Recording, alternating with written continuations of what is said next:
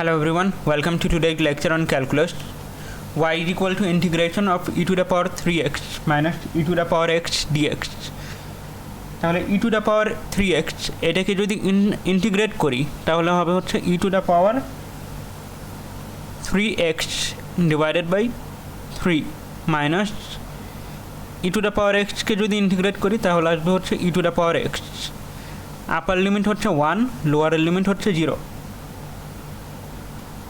তাহলে e to the power 3 into upper limit হচ্ছে 1 divided by 3 minus e to the power 1.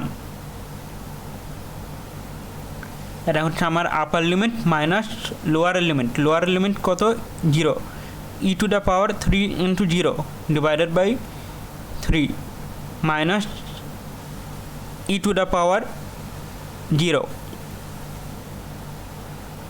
তাহলে এটা হবে হচ্ছে e to the power 3 divided by 3 minus e to the power 1 মানে হচ্ছে e minus lower limit e to the power 0 e to the power 0 মানে হচ্ছে 1/3 minus 1. তাহলে e to the power 3 divided by 3 e to the power 3 divided by 3 করলে আসবে 6.7 minus e করলে আসবে হচ্ছে 2.7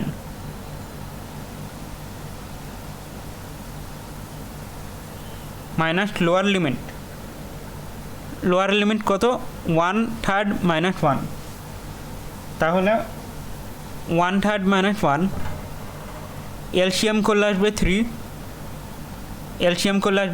3 into 1 করলে আসবে 3 মানে -3 প্লাস 1 করলে আসবে -2 মানে এটা আসবে হচ্ছে 1 -3. তাহলে 6.7 minus 2.7 করলে আসবে হচ্ছে 4 আর এটা মাইনাস আর এখানে মাইনাস এটা হচ্ছে 1 -3 করলে আসবে হচ্ছে -2. তাহলে এটা হবে হচ্ছে 4 মাইনাস করলে আসবে প্লাস 2/3. তাহলে এটা হবে 3 into 4 করলে আসবে 12 প্লাস 2 ডিভাইডেড বাই 3. এখন 12 প্লাস 2 মানে হচ্ছে 14/3 করলে আসবে 4.67. অর্থাৎ আমি যদি integration of e to the power 3x minus e to the power x dx integrate করি এবং আমার আপার লিমিট যদি 1 হয় আর লোয়ার লিমিট যদি 0 হয় তাহলে আমি হচ্ছে 4.67 পাবো. Thank you everyone. That is all for today.